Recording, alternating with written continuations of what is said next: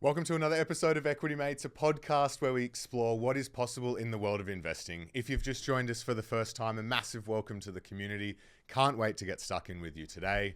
My name is Bryce, and as always, I'm joined by my equity buddy, Ren. How are you? I'm very good, Bryce. Very excited for this episode. We're going to cover the news that is moving markets. We're going to talk about resilience when it comes to investing. And finally, somewhat nervously, very apprehensively, you and the Facebook discussion group that we have somehow convinced me to share my portfolio. Don't know how I'm doing it and you're not, but that's what we're going to close out today's episode with. Yeah, so stick around for the big portfolio reveal for Ren's portfolio. But as always, let's start with news and markets. News and markets. Right, well, Bryce, before we get into the news that is moving markets, you've got some news on things that are moving in your portfolio. Yes, yeah. A bit of an update on something that I've bought in recent days, and that is mineral resources. Nice. Yeah, so it's been on the watch list for a while. It's down, what, like 70%? I think it's down 45% year to date. Okay. Yeah, so it's taken a serious tumble. It's been on my watch list for a long time, given how a lot of our experts on the show talk about it. High quality company, you know, led by an amazing founder, and just a company that continues to underpromise and overdeliver. And it's really taken a tumble, and it's been tied to the fortune of the lithium price this year. However, boldly they came out last week and said that the lithium price has bottomed. Okay, I'm just looking at its chart. So it was down about 65%, but then it's bounced about 25% in the last week. Yep. Yeah. Well, because last week Yeah. they came out and said the lithium price has bottomed. Okay. Their reasoning for this was a major producer over in China of lithium. There's unconfirmed reports that it's shut down, unconfirmed from China, but globally many people are like, we know it's shut down. A lithium processor. Yep. And so they reckon that a huge chunk of supply is now coming out of the market. And so they think this is the bottom because everyone's closing down at the moment. No one can survive on the lithium price as it is at the moment. Yeah. They reckon this is the bottom. Now, opportunistic buy. But for me as well, down 45%, I figured it's a company that I've wanted to own for a while. Their mining services business is still going strong, and I've taken it as a chance to get in. So I've put it as about a 2% positioning in the portfolio. I want to get it up to about 5%. Yep. But I'm going to see how it, because as you said, it bumped after the news came out last week. Lithium price went up a little bit as well. But who knows where to from here. Yeah, well, that's an interesting one. Obviously, this is just Bryce's portfolio moves. It's not a buy, hold, or sell recommendation. But let's keep moving with the news. And I think the headline that is emerging that we kind of have spoken about for months and that we knew was going to come, and the day has finally arrived. Australia is out of sync with the rest of the world. Yes. Now, what you mean by that is when it comes to our interest rate movements. Yeah, well, and inflation. I think importantly. Yes. So while the rest of the world perhaps moved more aggressively and moved faster on raising interest rates and really fighting inflation, Australia perhaps moved a little slower, didn't raise as much. And now we're seeing the result of that is that Australian inflation still is a little bit sticky, floating around that high 3s and 4% a year, whereas a lot of other countries have got it back under 3% and have given themselves the capacity to cut. Yes. So a quick around the grounds. The European Central Bank cut for the second time in 3 months. The UK cut in August. Canada has actually cut 3 times already, their latest being this month. New Zealand cut in August for the first time. And the United States is going to cut this week. It's all but guaranteed. The question is really just how much. Australia, on the other hand, doesn't look like it's going to cut interest rates this year. No, absolutely not. There was talk a couple of months ago that they were even going to increase, but yeah, definitely out of sync. We've spoken on the show what impact that is going to have on the Aussie dollar, Ren, as all of these countries start cutting and we're staying where we are. You would imagine, well, it already is impacting the price of the Aussie dollar. Yeah, in theory, that people can get a better rate of return from their money in Aussie dollars than in other currencies. And so people will move to Aussie dollars, which will strengthen the currency. But look, it's one of those things, it's like we've spoken about interest rates and inflation a lot.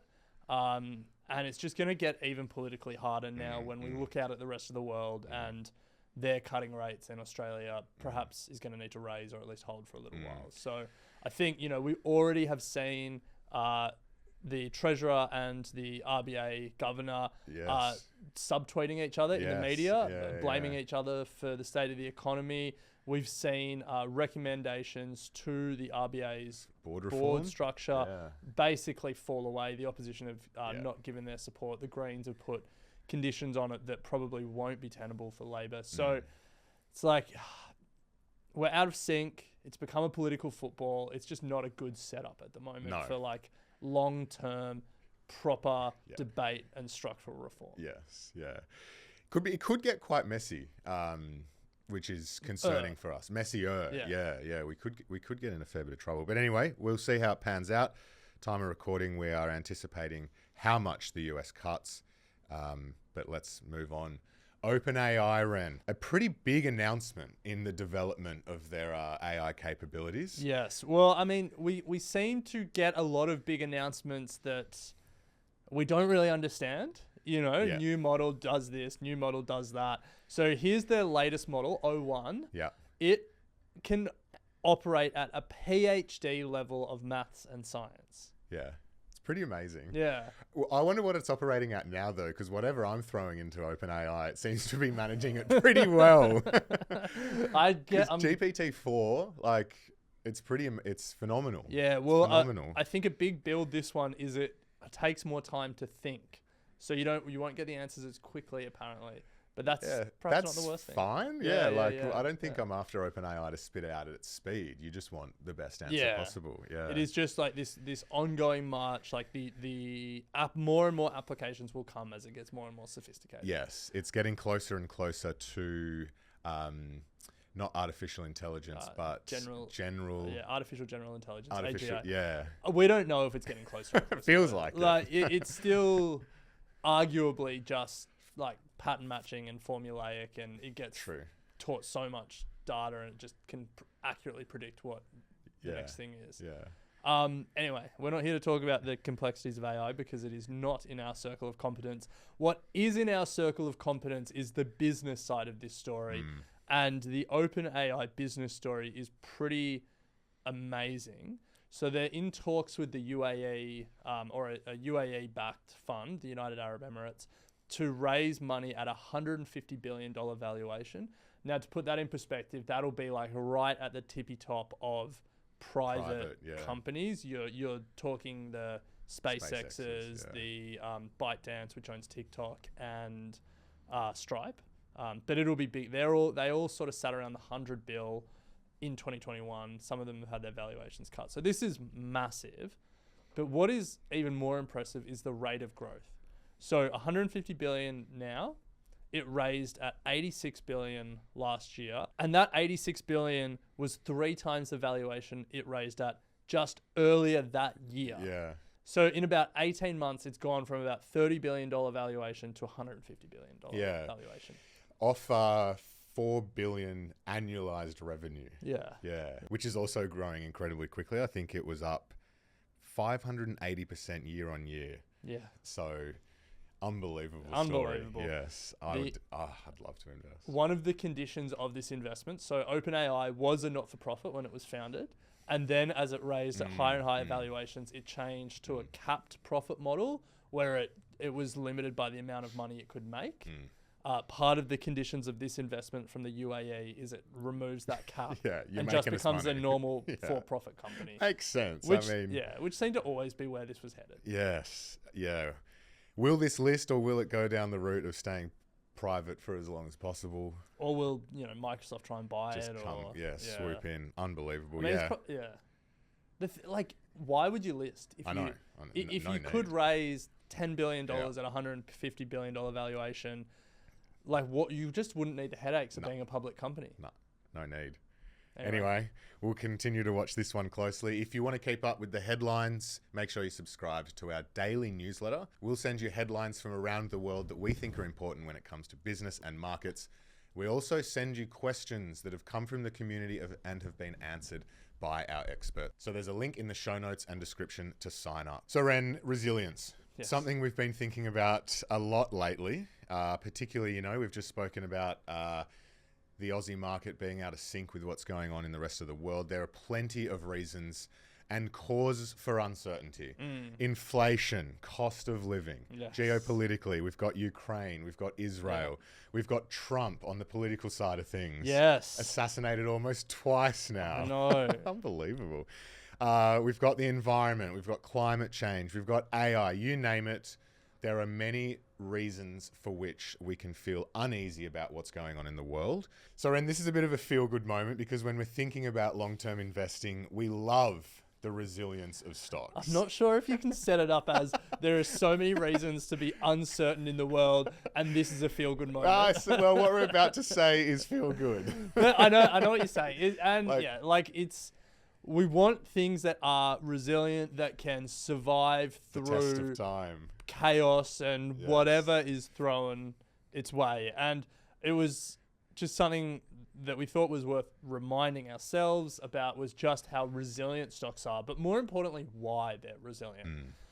And the reason that they're resilient is because when you're investing in stocks, you're investing in companies. And all companies are collections of people working to solve problems and to manage the uncertainty before them. Unlike most other investments where, what you buy is what you sell, and they're just subject to market forces. You buy a bar of gold, you sell a bar of gold. You buy a block of land, you sell a block of land. With companies, in some ways those investments are passive. You can do things, especially property. You can renovate, you can subdivide, you can develop in different ways. But really, at its core, what you buy is what you sell. Yeah. With a company, what you buy is what you sell, in the sense that you buy a share and you sell a share. But what it is can fundamentally change, because the people that are working there, they're trying to ride this uncertainty, they're trying to ride this chaos, they're trying to master the market forces, and they're trying to capitalize on them. And we've got some examples that we want to talk about, because the story of the stock market is a story not just of climbing a wall of worry and a wall of uncertainty, but of capitalizing on it, of becoming, taking whatever the market and the world throws at these companies generation after generation, and finding ways to get bigger and stronger and more resilient. And one thing that we're confident about is that story is going to continue to play out. Absolutely. So if you've just started investing, as you said, Ren, we're not just buying shares, we are buying companies. And just think about what you're buying here. Thousands of people working on your behalf when you buy into Amazon, when you buy into Woolworths. I mean, Woolies has 200,000 people working day in, day out to make you money as a shareholder. Yeah, and that's not like a throwaway line. Like, they are actually working to make you more money. And this is how. It starts with the board, who are elected by shareholders, and if they do a bad job, will be voted out by shareholders. So their incentive is to do right by shareholders. They appoint the CEO. They set the CEO's targets and the CEO's compensation, all of which are tied to shareholder return, or things that drive shareholder return, i.e. revenue and profit and growth, etc. So the CEO's and the board's career and financial incentives are to make you as a shareholder more money. Love it. Then that flows down to the organization. Every employee who has goals set by their manager, those goals will be tied to company goals, which are to make shareholders more money. But then every person who wants a pay rise, who wants a promotion, who wants that new opportunity, all of that is tied to achieving those company goals. And their incentive is to do things that drive company value, which drives shareholder value, which then leads to, gives them what they want personally. So it's not just a throwaway line. It is literally thousands, in some companies, millions of people working on your behalf to make you more money. So good. And Ren, the best example of people working hard to make the shareholders money, and also what you buy is not what you sell in the instance of companies, is Amazon. Massive online giant. In 1997, it was an online bookseller with 256 employees and $15 million in sales. it was worth $438 million. Fast forward to 2020, it was not only a bookseller, but it was a massive e-commerce giant and web services provider with over 1 million employees and $280 billion in sales, worth $1.6 trillion. Yeah. Incredible transformation.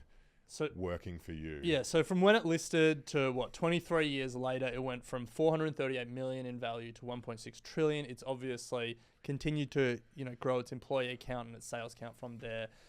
But I think the important thing in this Amazon example, and to tie it back to where we started, resilience and uncertainty. Think about the uncertainty that Amazon navigated in that period of time. A few years after it listed, the tech bubble burst. Yeah. Amazon lost more than 90% of its value, shed employees. Everyone thought the internet was a fad, wouldn't have been able to raise any more money. It navigated through that uncertainty and came out the other side stronger. Then in America, less than a decade later, there was the global financial crisis. This was a unprofitable online retail business, and the consumers in America got absolutely punched in the face. It would have been completely understandable for it to not be able to navigate that time. But it navigated it, it came out stronger again, and it kept growing. And at the same time, there were all these people working hard to find new ways to drive shareholder value. Andy Jassy, who's now the CEO, was one of the main men behind starting Amazon Web Services, which is now like the main driver of Amazon's profitability. Yeah, crazy. It's the classic example of what you buy isn't what you sell.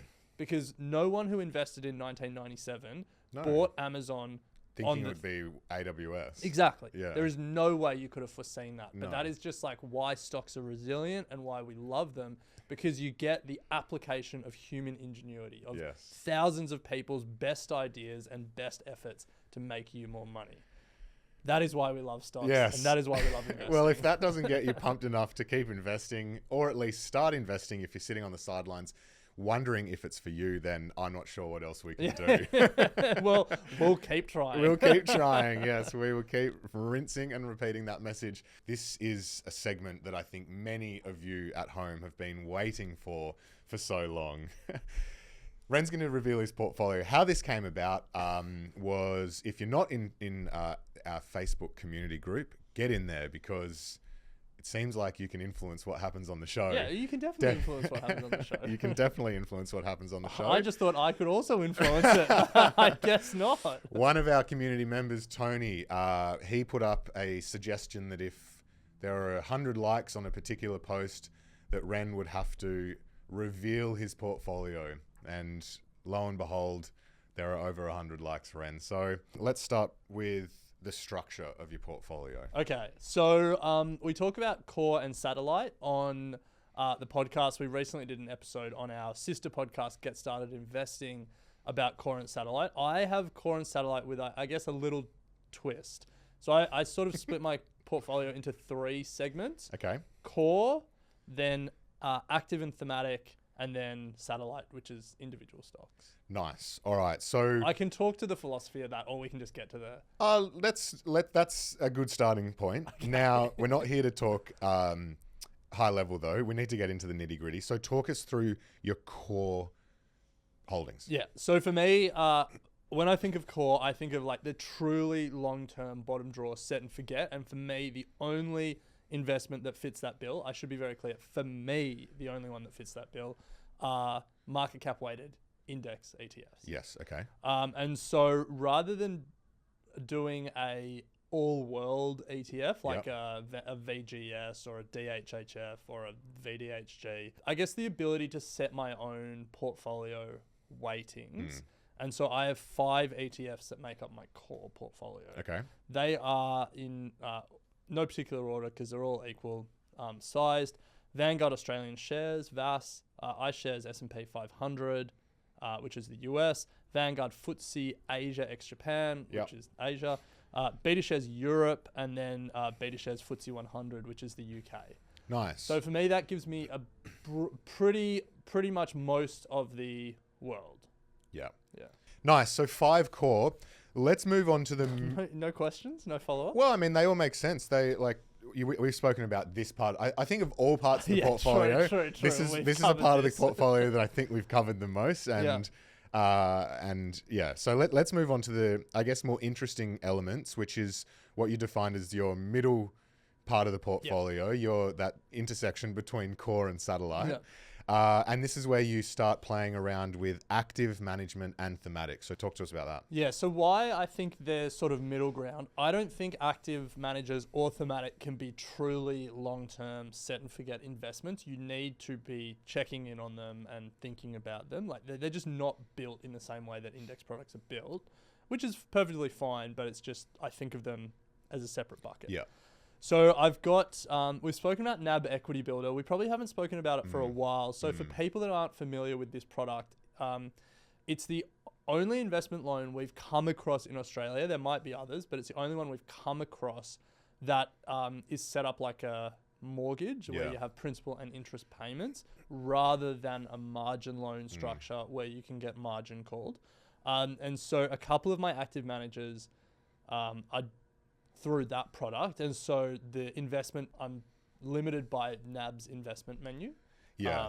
The reason, I think, to shine a bit of light on that, the reason we did it was because at the time we used it to be able to borrow the minimums required to get into these active managed funds. And also interest rates were ridiculously we're paying low. like 3 or 4% on that loan. Yeah. And your expected return, call it 8%. Well, even with dividends on some of them, you were well and truly making that back. Yeah. So now the maths doesn't work quite as well. No. But I'm in it, and it still is working. So, so I've got 4 active managers, some through NAB, some separate. Hyperion, Global Growth, Alfinity, Global Equities, Fairlight, small companies, and then Munro, Global Growth. So really, I like quite growth focused, obviously, but that's where my risk tolerance is and my interest. And the privileged position we have being on this podcast is we've interviewed all 4 of managers from these funds, and I was impressed by them all. So yeah, I agree. All impressive. Is there overlap between them? Because you could look at all 3 and say they're all global growth. Yeah. Are they investing in the same things, or you just love the managers? Like, what's the... There's some overlap, but not enough that I am worried. Yeah. Yeah. Nice. Yeah. Performance on some of those over the last 12 months has been pretty incredible as well. So those are the 4 active. You've got a couple of thematics in there as well. Yeah. Now, in general, I don't like thematic ETFs. Just like as a general rule, I have to be pretty convinced by them to get into them. Yeah. One that I do like, though, is the BetaShares Global Cybersecurity ETF. Just because I think the structural tailwinds for the industry are truly long-term, and I have no way of picking what the best cybersecurity players in the market are. But governments, companies, individuals are spending more and more each year on cybersecurity as a sector. Yeah. The value continues to go to the biggest players in the sector. So like the thematic ETF kind of makes sense there. Yeah. So I've had that for ages and just keeps ticking away. I also bought some Global X Semiconductor ETF. In hindsight, the more sensible choice would have just to buy Nvidia. Yeah, I'm the same. We got that feedback. Well, I think I got that feedback from Luke when we did the Pimp My Portfolio, because he said the same thing. If you're buying that ETF, you're buying Nvidia. Yeah. Where Nvidia goes, that ETF goes. But the challenge is hindsight is easy. Definitely. So if we look at those 2 sectors, cybersecurity and semiconductors, you could have had similar reasoning for both. The sector is growing, there's long-term tailwinds, there's more spending every year. The difference is Nvidia had this technology that was just, like, no one was getting close to it, and no one's really caught up to it in the years since it's exploded. But that could be the same with global cybersecurity as well. Like, I don't know enough to know if, like, Palo Alto Networks has created something that will make them, like, an outsized winner in the field. So yeah, hindsight's easy. I kind of think about it differently. For me, it's probably a mistake now to continue owning it because of the weighting of Nvidia in there. But at the time that we bought it, Nvidia wasn't it wasn't taking up as much of the index as it is now, if that makes sense. Yeah, but that's why we should have bought Nvidia, because it hadn't had its explosive growth yet. Yeah, but as you said, like at the time, we didn't know which one of those. You know what I mean? Yeah. So anyway, that's good. So that covers off your active, thematic, and core. Now, let's get to your satellite. So you've got 14 stocks in your satellite. Yeah. Talk us through them. So I'll just read them out as a list to start with. Why don't you just read your bottom positions and just give us a one-liner on what they do? Okay. Hit IQ, Specky. Yes. That's not what it does, but yes. Mouthguard technology to measure head impact related to concussions. Jumia, Africa's emerging super app, potentially. Dia, Internet of Things in agriculture. C Limited, Asia's emerging super app, or Southeast Asia's emerging super app, hopefully. BHP, Australian mining giant, not doing too well recently, but a lot of green metal potential over time. ResMed, the sleep apnea story, we can talk about that more later. Spotify, it's just been a mainstay for a while. Everyone knows it. MinRes, we spoke about earlier. WiseTech Global, the underrated Australian company. Well, I don't think it's underrated. Fairly anymore. rated now. It was underrated when I got it, but aggregating on one platform the fragmented global shipping and logistics industry. Yep. Novo Nordisk, miracle weight loss drugs. Nice. Okay, so that's 10. We've got 4 to go. Some of the more high conviction ones, I would say. What have you got? Oh, yeah, I guess. Well, one is. So we've got what comes in at number 4? Cochlear, Australian hearing device maker, one of the best moats in the game, I would say. Shopify, the e-commerce giant backbone of the internet's economy. Yeah. Along with Stripe. Guzman y Gomez, that was where I was like, conviction. I mean, I'm probably not comfortable at being my second biggest position, but got in on the IPO and it's grown since then. Yeah, so can't complain. I'm certainly not complaining. And then my biggest position is an American company, Axon Enterprise.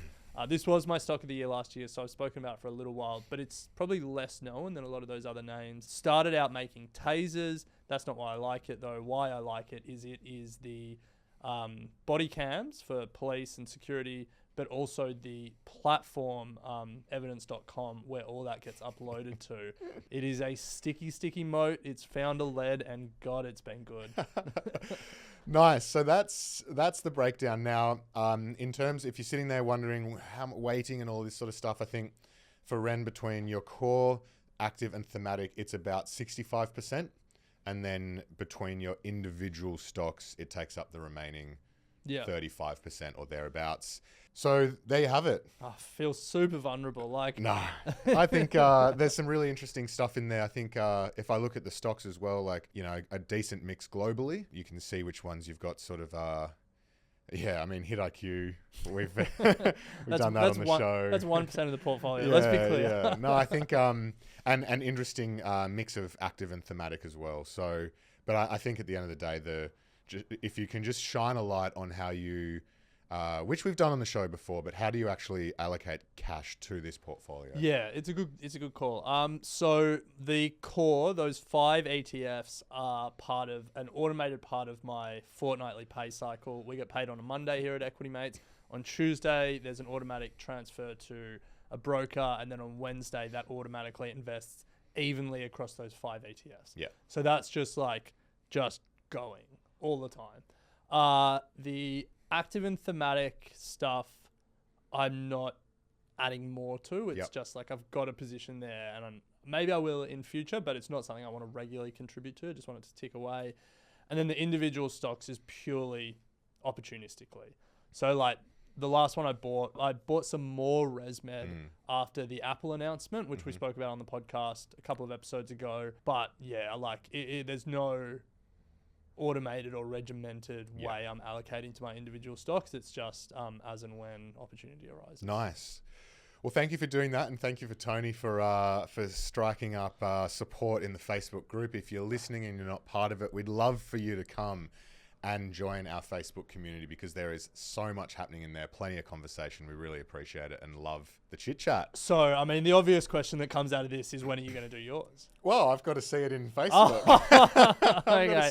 All right. I've got to see the support. Bryce wants to be asked. No. Everyone jump over to the Facebook group. We'll get the 100 likes, because if I'm going to step out, and I will honestly be interested to hear the critique. Like, it might actually lead to a much better portfolio if people give me some feedback and say, you're an idiot for doing this. I don't think that will happen. And I think...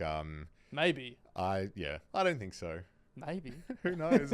Anyway, we're going to leave it there. Thank you so much for listening. A reminder, if you want to sign up to our daily newsletter, there is a link in the show notes, as well as a link to our Facebook discussion group to join the conversation. And if you've enjoyed the show or you take a lot of value out of it, please, if you could leave us a rating and review in your podcast app. It won't take you more than 1 minute. We would really appreciate it. Ren, as always, lovely to chat, and we'll pick it up next episode. Good. Equity Mind. I will say this about investing. Everything you do learn is cumulative. What I learned at 20 is useful.